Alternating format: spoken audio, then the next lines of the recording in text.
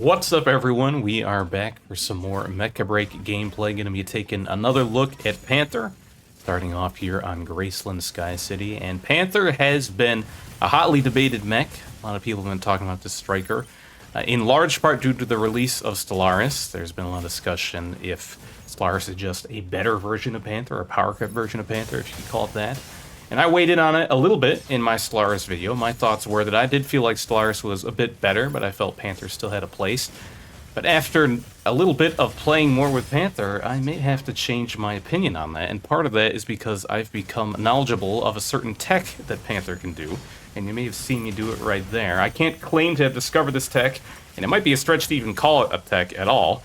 But I did use it on that Narukami there, and that is the downward slash attack with your regular shield blade straight into the lance pin. You might be wondering, how is this any different than just doing a regular melee into lance pin? You've probably seen people do that before, maybe you've tried it yourself. And something about that is it seems like it's easier for people to get out of it. A lot of people slip away if they're paying attention. As long as they've got some boost gauge, they can get away from that. But the downward slash seems more consistent. And I don't know if that's just feelings, and it's not actually more consistent. Maybe it's just you catch people more off guard.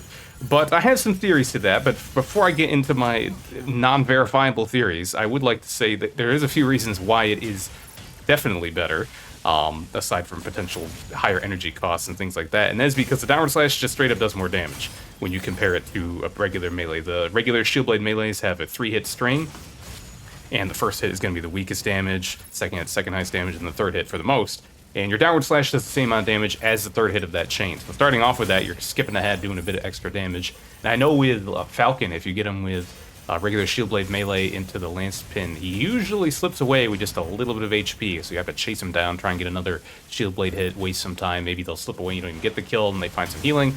But with the downward slash into the lance pin, I was usually just getting a kill from having full HP. So definitely better for that. But the second, and probably the bigger reason why you should try and go for this over the regular melee when you can, is the fact that the downward slash is unparryable.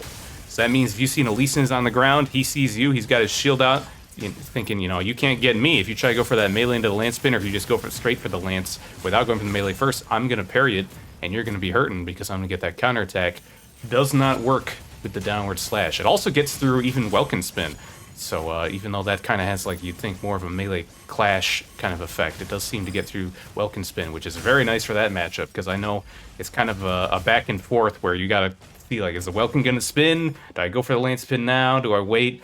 But with the downward slash, you can just get right straight through his spin, and you don't have to worry about that. So it definitely turns that matchup quite a bit in your favor. And those are the two things I can verify that are true. The other stuff is all speculation. Like I said, it seems like it's more reliable than the regular melee. I don't know if that's actually true, or if it's just the fact that when you're hitting people from the air with that quick animation, they're slower to react, and it's just a reaction time thing. But I do have some theories of why it might be better. First off is it might just straight up have a higher stagger.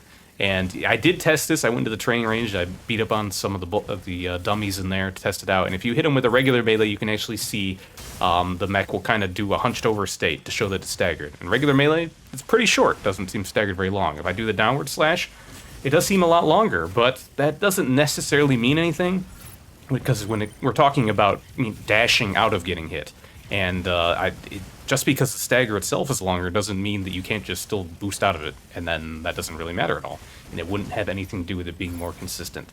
My other thought is it could have to do with the fact that since you're forcing them down into the ground with the downward slash, it may also put them in the unstable state. You'll notice if you go high up in the air and then fall down and hit the ground with a certain velocity without, like, slowing yourself down at all, you get a little bit of a mini stagger. It'll say unstable on the side of your screen. And every striker has that if they hit the ground too hard. And I'm pretty sure when you are hitting the downward slash, it's also putting them in that unstable state. But I don't know if that, like, stacks in a way where you have to boost twice to get out of it, or if you just boost once and it gets out of both of them. So I don't know if that actually affects it in any way, but that's one of my other theories. And on top of that, maybe it just staggers a bit longer, maybe the fact the animation is quicker, or it could just come down to the fact that it's faster and it usually comes from a spot where they're not looking and it's harder to react to. That could be all it is. But so far from what I've done, it's convinced me that it is better, beyond just the damage and the non-parryable stuff, which is already pretty nice. So I would definitely recommend trying it. If you guys have any other thoughts on why it seems hard to get out of, I would be happy to hear that. I'm interested to hear what your thoughts are, because it could just be reaction times. I did do a bit more testing against the dummies. I turned on the AI so they actually react rather than just sitting there and let me beat them up. And it seemed like they were all slipping out of it, even when I did the downward slash. So is that just reaction time? Are they using their inhuman CPU reaction times? Could a normal human replicate that? Or is it just the fact that are they cheating or something and they get out of stagger more quickly? It's hard to say, because it did feel like even when I was beating up on like strikers that shouldn't have something like, you know, if I'm attacking Serenith, he has the disruptor ability, which it makes you immune to stagger. If they're good on reaction with that, then no amount of stagger is going to matter. So that makes sense. But even with strikers that didn't have stuff like that, it still felt like they were getting out more quickly. So I don't know. Jury's still out on that one. I'd be curious to hear the results of all your testings and how you feel. But I'm definitely going to keep doing it as long as it works for me. So that's what you're going to be seeing me mostly going for in this match. Now I've been kind of hovering near the top of the map. Up in the air when I go for it. You don't have to do that. You really don't have to be that much higher to go for the downward slash. You have to have the enemy targeted. You have to be as close to them to a certain degree. Otherwise, you're going to do a long dash to get closer to them. And you have to be a certain height above them. But even just if they're grounded, a regular jump is usually enough to give you enough height to go for the downward slash. So if you want to just run up to someone and jump and go for it, you can. It's going to be, they're going to see it coming more easily, and they might be able to react to it in other ways. But it's going to be better for your energy, and you can probably get it off faster rather than kind of slowly hovering through the air. So that could be an option. It might actually be a bit better during parts of this match. There's more ceilings to contend with on this layout of the map rather than the last one. So I had a bit more trouble landing my combo like I would hope. But yeah, first round went in our favor. Second round actually went towards them. You'd think after my 7-kill round 1, it'd be an easy 2-round win, but no, very close second round. They managed to just barely get away with that, 8-7. So we'll see if we can bring it back going to round 3. And once again, we have to deal with ceilings. So this one probably also be a good map variant to try for the quick jump combo. But in general, a lot of people just don't like to stay grounded. You know, obviously, if I'm dealing with Tricera and Stego, they're going to be on the ground, but Panther Lancepin, even with this downward slash setup, sure, you can get past Tricera's parry with it, but you're still not going to do a whole lot of damage to him because he's got that giant complex shield, so good luck dealing with that. But I guess I should talk about the rest of Panther's kit. I've been focusing on this combo so much, I was excited to tell you guys about it. But yeah, Panther, we talked about him a bit in one of the past betas, but I should go over his kit again, just for those of you who don't know. So your primary fire is the chargeable lance that goes into the charge forward. You charge it, and then it charges forward. I'm sorry if that was confusing, but it does have a bit of a cooldown after doing a charge, around 3 seconds, but not too long. And also, it's front-loaded on its energy consumption. So it uses energy when you start the charge, but it does not use energy to release it, and you actually can be recharging energy while you're doing it. So that can be pretty nice, especially after you do have to use a bit of extra energy if you're going for a slash beforehand to set up for that. And as it's kind of been the theme of this whole video, it is a lot better generally to try and set up into it with some other type of stagger, whether that's a regular melee or the downward slash.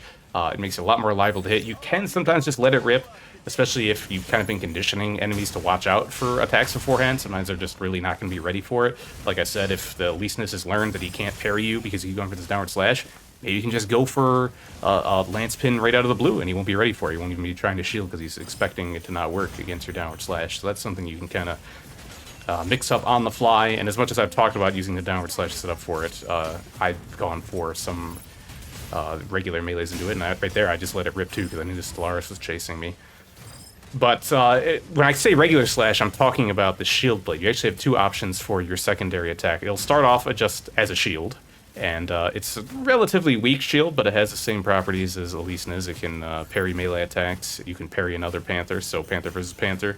You can turn the table with that. It can also just block frontal attacks. But that is probably the least used part. I mean, it's definitely the least used part of the kit. Panther can take advantage of it against other melees, but you are really kind of more of an offensive guy, and you've got a better shield than one of your other abilities. So personally, I'm not using it a ton. Maybe if I'm low on energy and I know a melee guy's on my tail, it might be the time to bring it out. But it's also kind of hard to get a good follow-up on it because if you're switching the shield to react to something, you might not already have your lance charge ready to go, and that's going to be your best follow-up to getting the parry.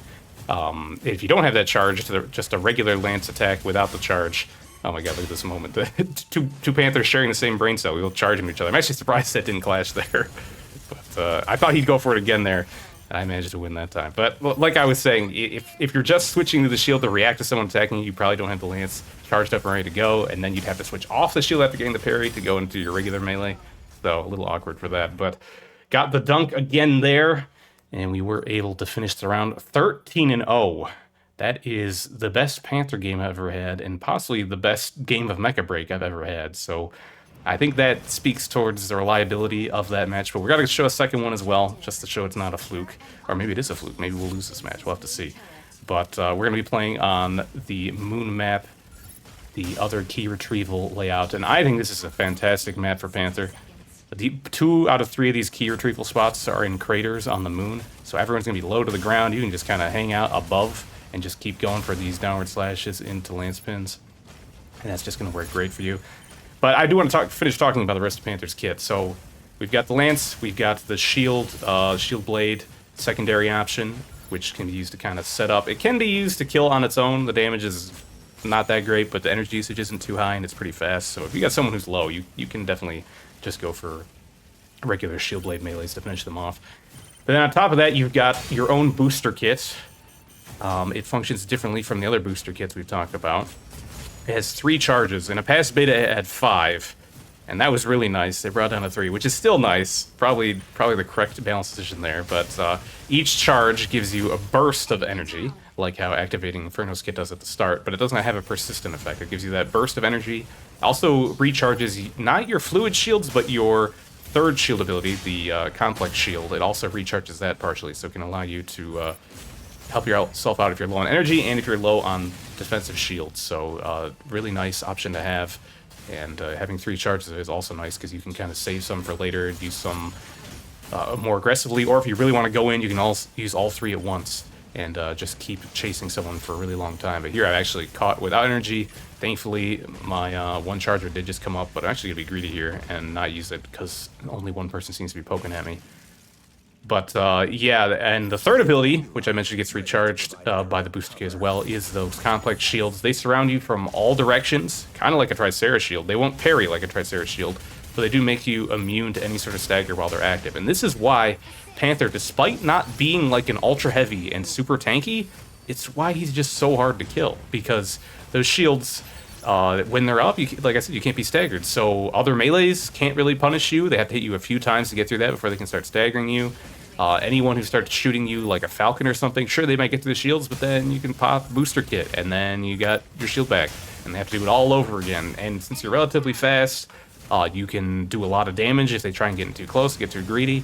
It really just makes it so a lot of people kind of ignore Panther. He just kind of runs around, gets to do whatever he wants, because it's just such an investment to try and get a kill on him. So unless you have people kind of focusing, calling out when his shield is down, and really collapsing on him when you have the chance, it can be tough to pin him down, especially when you're worried about getting pinned down by him in retaliation. So yeah, you definitely have to be careful about that. We're going here to try and get the second key grab. I've already got the first one, so we're in a very dominant position right here. Trying to go out the door here. This is how pretty much everyone seems to escape this bunker to go to the point. So there's usually a lot of enemies waiting outside, but with my shield up, some allies helping me out, and a full energy bar to dash towards the point, that's not going to be too much of a worry. I actually probably could have killed that Welkin there. I got him with the melee, and then I hesitated a little bit. I wasn't sure if I should hit him with the charge head-on, because it would take us off the point, so I tried to angle a little bit to the left to stay on the point and still get him. I probably should have just gone for the kill, because I think I could have got it there, but thankfully, Panther is hard to lock down, so we're still able to get that full key retrieval there. And now the Pulse Storm has started, so we can't target anyone. I know this Hurricane is not my friend, but it's a struggle to land a hit on him. So we're just going to keep throwing out what attacks we can. And there's the Welkin. Actually, still really low from before, so that's 1 kill during the storm. That's usually more than you can ask for. We'll see if we can get anything else going. We're moving back to that B point again. Like I said, that's a great point for me to get those dunks into lance charges. Land a hit on the Leeson as well, also really low. Not a kill, but we got him to purge his armor, so that's pretty good. Oh, one thing I did want to talk about that I didn't bring up earlier when I was talking about the downward slash. I said it can't be parried, and that is true. It can't be parried, but it can clash with other melee attacks. So I think there was actually a moment earlier in this match, I should have pointed out when it happened, but I went for the downward slash and the Welkin meleeed up into me at the exact same moment, and we did kind of bounce off each other. So that is a potential counter to it if you're paying attention to where the Panther's going. If you see him trying to get some height on you and going for that, you can use your own melee attack, assuming you have one, to kind of put yourself into that clash and knock him back for a bit. But right there, I saw the Serenith. He was going for that long-range key grab. I knew he was going for it, and I couldn't really stop him. And I got the dunk on him, but he managed to slip away. So that's a question there. What happened there? Why was he able to slip away? Was it because he was already grounded on that ridge, so he didn't have as much stagger, so he was able to slip away before I got the charge on him? Or was it the fact that he was already inputting a boost before I even hit him, because he just grabbed the key and it was just the faster reaction time? I don't know. That will be a mystery for me, at least for the time being. But they were able to get some more some points on the board, because they had basically nothing before that. Not a full key deposit, but a good amount there. We were able to finish off the Serenith though, and now we're going back to A. I don't think we've had B point at all yet, and this bunker is not the best for me. But if they're not going to come over here, I'm going to go ahead and bully this Panther a little bit, get him over half dead, so he doesn't contest on the point for us. And teammates were able to finish him off, so it's actually looking pretty clear in here. So this might be an easy key grab again for me. Narukami's here as well. I thought about letting Narukami grab it since they were here, but I think it's best Panther has it. I'm significantly tankier, I'm significantly faster, and Narukami doesn't really benefit from their cloak when they have the key. But it looks like it's pretty clear outside. My team was cleaning up some people, so it might have been fine if Narukami picked it up anyways. And very easy run to the point. They're starting to come up now, but I've got my full shield available, even though Serenith hits are not going to bother me at all. And that is enough to take us over the top for the score to win the game. And not as crazy as the last one. We didn't get 13 kills, but it was a much shorter match, so 5 kills is still pretty nice.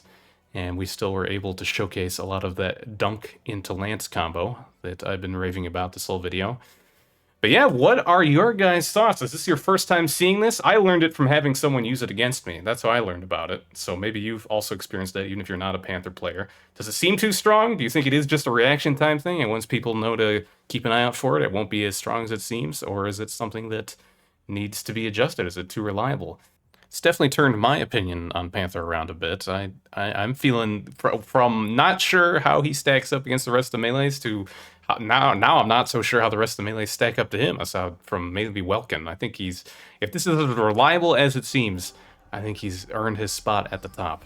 But he does still have a bad matchup in the Tricera. That's something to keep in mind. I know I bring it up like every video, but Tricera is the tank, so it's worth mentioning. But that's going to be it for this time, guys. As always, thank you for watching. If you want to see more, I also am streaming this game a lot on Twitch, so you can follow me there. But until then, thank you all for watching, and I'll see you next time.